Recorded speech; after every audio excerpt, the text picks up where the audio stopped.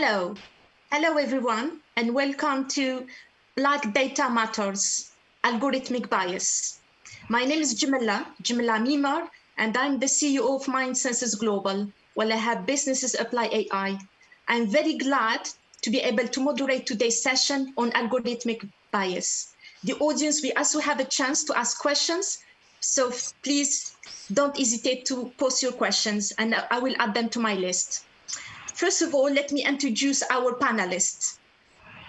We have Naomi Kalman, who is a senior manager at Rare Recruitment, where she leads programs to enhance chances of Black Africans and Caribbean students to obtain education and employment. We also have with us Katrina French. She's the CEO of Stopwatch and an advocate for fair and accountable policing. And we have with us Shakir Mohammed, who is a research scientist at DeepMind, who is a leading edge in artificial intelligence and deep tech. So welcome, everybody. I guess before we go deeper in the topic of algorithmic bias, it is important that we define what it is. So I have been making some research in terms of finding what it is. And the simplest definition I was able to find is the following. So algorithmic bias is defined as a systematic and repeatable errors by computer systems that can cause and derive unfair outcomes, such as giving privilege to one group over another. I guess this type of definition we can all relate to. Again, looking at research in this area, we found that most often data is being given as the first and primary factor behind algorithmic bias. My first question is to little bit challenge that. So is it really that only data that is behind algorithmic bias, or do we have other factors that contribute to that algorithmic bias? So let's start that first question with Shakir. What are your views in terms of what causes algorithmic bias? And thanks, Jamila. I really like that definition of a systematic and reproducible error. And I think in those two words, you can actually unpack the different kinds of components of where bias is coming in. So bias is coming in wherever there is systematic bias and error coming in. So, for example, the first one will be in living in a society that has sets of biases already. That bias is going to be reflected in the mindset, in the thinking, in the way that people are approaching their work, unless we are very careful about assessing. So we can start with that. Of course, data itself, as you mentioned, has a very important role of systematic bias, and that bias can come in many areas. It's in the way we are measuring, it is in what we are even considering worthwhile measuring. Sometimes we don't have a measurement, so we fill in what's missing instead, and all of these can be sources of bias. And then there is a third source of bias, which is in the actual technical computer algorithmic system that itself we are building, that can have, we make certain choices when we are deciding what variables to use. We are compressing the model. We are making choices as to how we are building the model using one approach versus another one. They themselves can introduce bias. So you have all these different factors combining with each other, and then what you get is effectively an artificial division, a system of difference which is created, which empowers some and disempowers other people. And so it's something we do need to be careful. So I think the question of bias is a very deep one, very multifaceted, and I think it's important that we remember of that multifaceted nature that it has.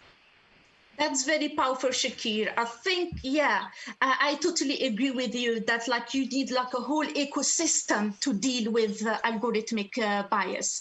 I guess the other issue with algorithms that are so much used in everyday decisions by governments, by companies, and the power of amplification just make the bias bigger and bigger. So let's kick to our next question in terms of what are real world examples of algorithmic bias that has impacted people, especially ethnic minorities. So I guess first I go to Naomi.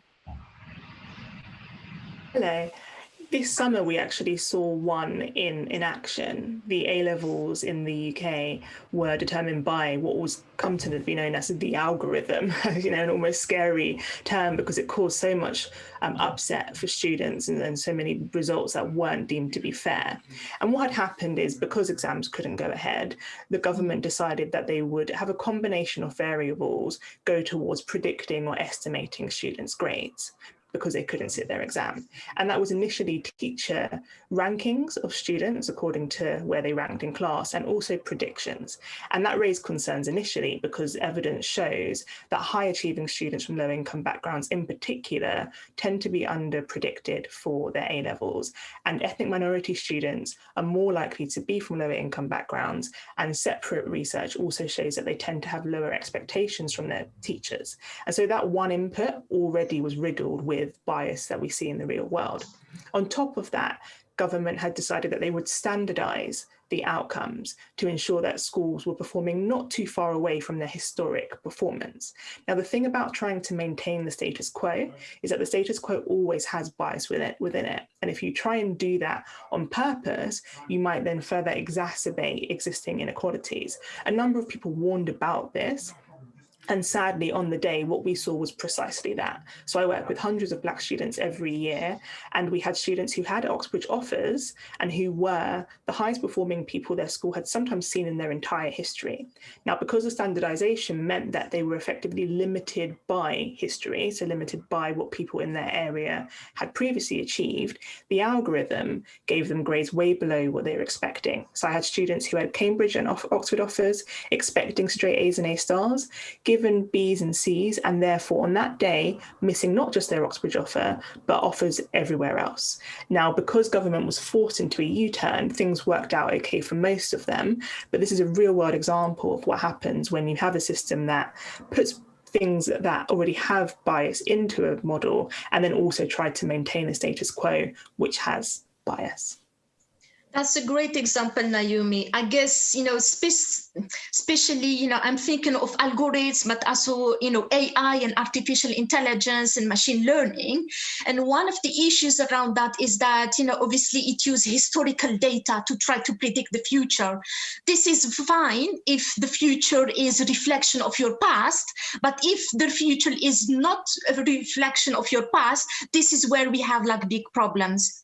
So I guess, that's just another additional layer in terms of the issues we have. Katrina, I'm sure you have also a lot of examples from your area in terms of real life examples. Yes, certainly do. So looking at the aspects of policing at Stopwatch, what we uncovered was that the gangs matrix, which is a police intelligence database devised by the Metropolitan Police in London in 2011, 2011-12, just after the English riots. What basically happened was that the police decided that they needed to identify who were at risk of criminality, specifically serious violence. So they put together this database. And I think the main issues that we found with the database is that it was definitely discriminatory. It used I suppose I say crude, but very rudimental Excel spreadsheet in which officers would put in scores to do with the harm or risk that they calculated the individuals to have. And what we found was that, off the back of Amnesty's research, was that 80% of the people on the gangs matrix was 12 to 24-year-olds. So actually really penalizing and focused on young people, children. They also found that 78% was Black, and that 35% of the people on this tool had actually never committed a serious violent offence.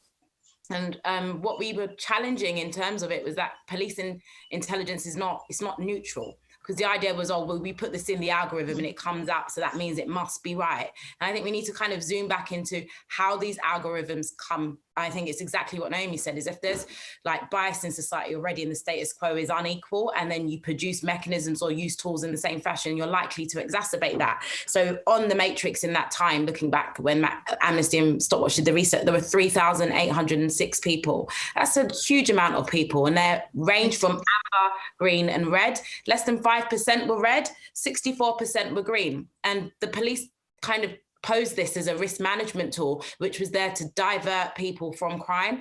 When we asked how it was being assessed in terms of performance management and like measurements, they weren't actually measuring any outcomes.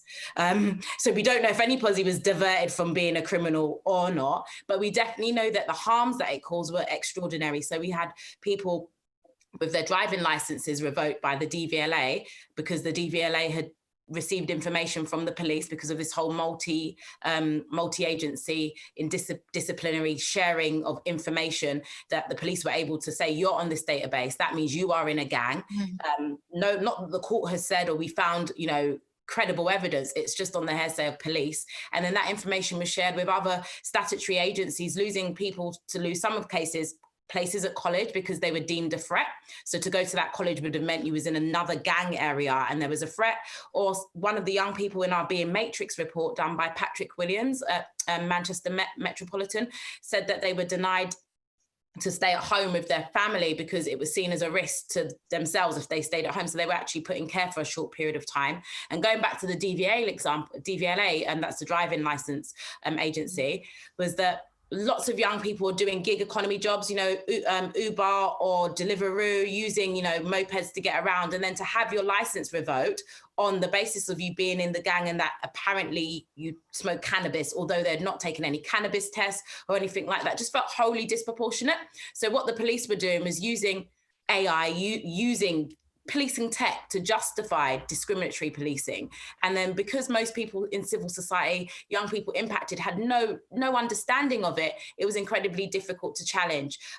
So we ran a big campaign about finding out if you're on the gangs matrix. We also were very pleased that the Information Commissioner's Office found that the Metropolitan Police were actually in breach of data protection laws. However, that doesn't address the human rights concerns. So for us, data's, you know, that's fine. And I respect that everybody has a right to privacy. However, you have human rights and those were breached. And that's where I'm really fearful how AI and tech and the lack of transparency and the impact it can have on people's lives.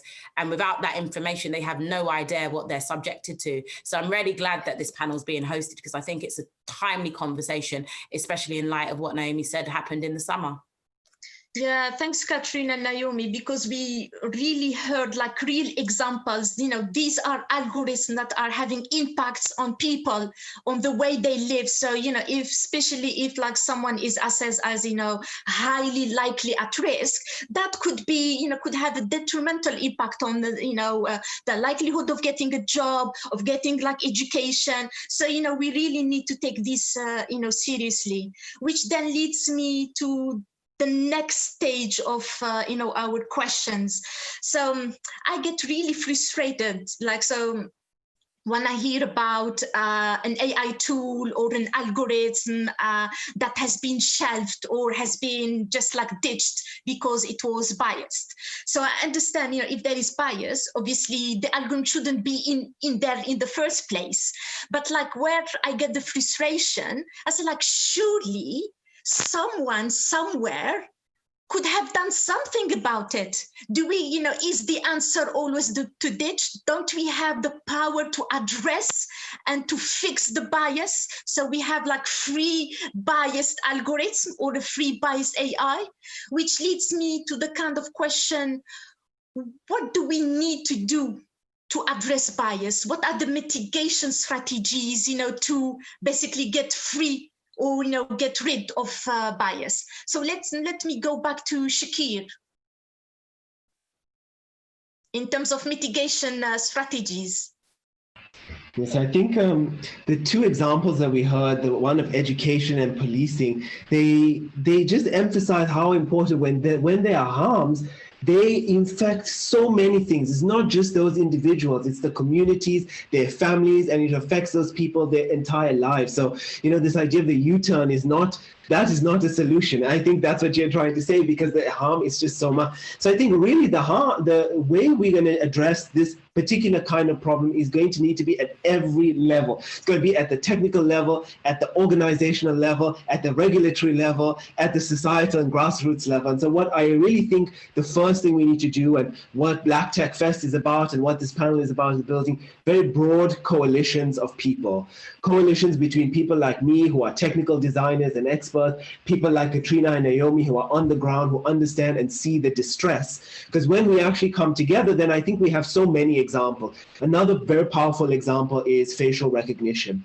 And over the last 5 years or so, we've seen that kind of coalition from amazing women in our fields, Black women who saw this distress, wrote those papers, exposed the issue, and then 5 years later building those coalitions. Every company now has decided we are not going to be involved in facial recognition. Cities and states themselves have decided that we're actually going to ban facial recognition. So I think, you know, the first solution maybe, and maybe the hardest work, is to do that kind of broad coalition. I have some other thoughts also, but let's hear from the others, and I'll add, if we have some time, on other very specific kind of things we can do.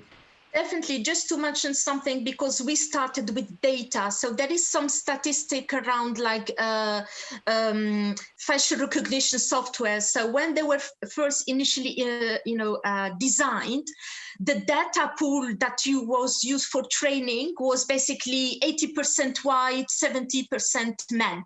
And I'm sure since things have improved, but there is still a lot of scope to improve on the facial recognition side. So Shakir mentioned collaboration. What other factors that can help us? So let's go to Katrina.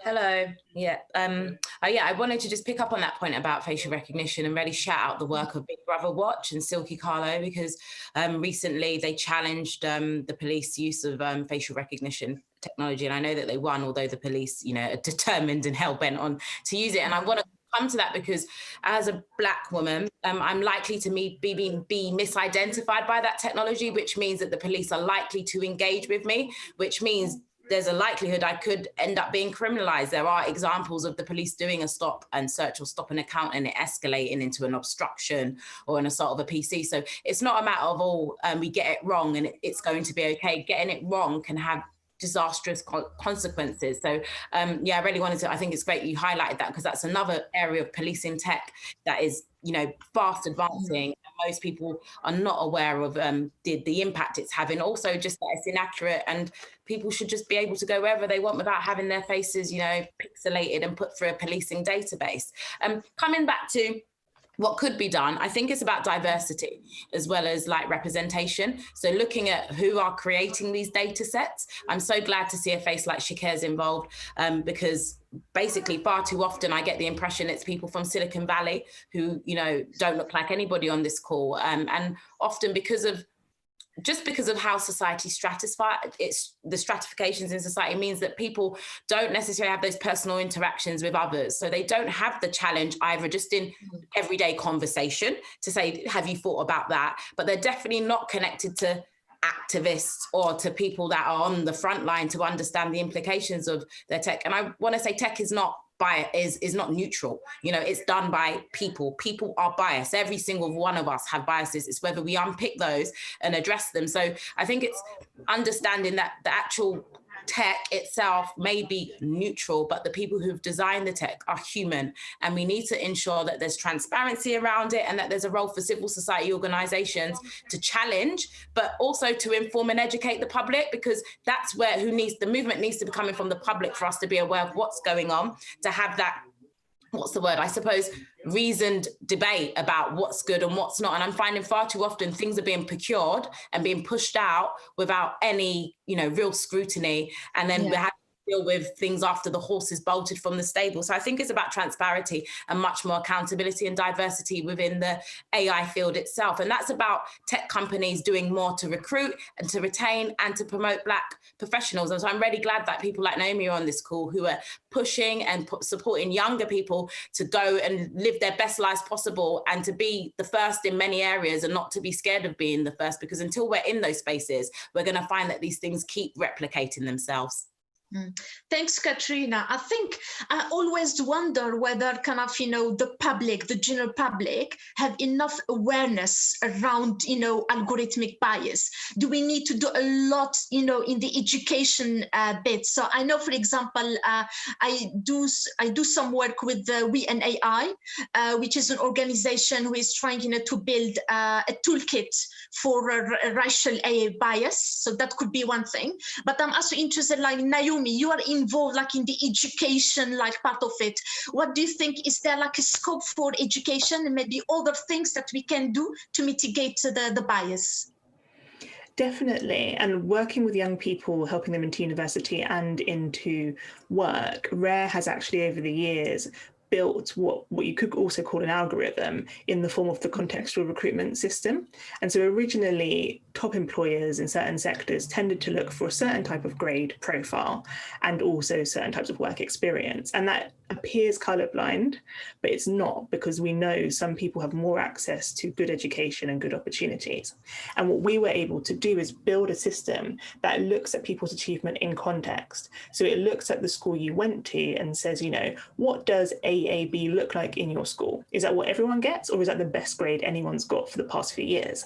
And we can highlight to employers when somebody has actually outperformed in a school situation that maybe doesn't tend to produce good grades. And we also collect data on people's socioeconomic status, so if they've been eligible for free school meals, or if they grew up in the care system, or if they came to the country as refugee, all things that we know have an impact on people's chances of achieving academically and can put things in context. And the organizations that use it now see that they interview a much broader group of people, because instead of having a very basic algorithm that says 3 A's or you're out, they now use all of this data to say, actually, this person has high potential because we're looking at more data points. And that means more people get hired from a wider range of backgrounds. And I think students are coming to see this being used in graduate recruitment and also at university level. Universities now do contextualization, and they're looking to expect that from employers. And so I think it's about thinking about how we can use data to broaden opportunities for people and to put things into context, instead of situations like the one Katrina was speaking about, where it's actually being used to exclude. That's great, Naomi. I guess the other aspect to consider that hopefully will come through the collaboration angle is we wouldn't want to see different sets or standards of how to mitigate bias, being developed in different companies, in different countries, but they're all different, and we need kind of like a form like standardization, because this is a global problem. We need kind of like a global solution, but then that still has like its local characteristic. So we need kind of like a sort of collaboration body, an ecosystem, people getting together to address this problem. I guess the other one, we've seen a lot of like the tech guys like, Google and Apple and, IBM coming up, with the ethical principles. So I guess like, again, that's another thing where we would like to see kind of some like an overarching type of principle that, cascade through, throughout all the level of the organization, to help, address this problem. I guess like going back to you, Shakir, what do you think in terms of, I guess maybe that's not a fair question because you are like, really involved in the tech. As a tech developer, do you think there is enough awareness around those algorithms that causes problem? And if we can be brief, because we are getting to the end of the session. Yeah, I think, like so many things, there is a change that you can detect over time. Over time, 5 years ago, this conversation would never have happened. Today, we have entire conferences dedicated to this question. 5 years ago, we would not have had those ethical standards. Today, all our companies have them. So slowly you're having that kind of change of time, of questions. And then really now the next phase is coming is really to do what Katrina and Naomi are saying, cannot develop technology in the absence of the context. You need to go to the ground, work with this to understand. I think Naomi's example was just so powerful. When you actually develop the technology in the context, you can do powerful things. It's not that we are saying technology is awful.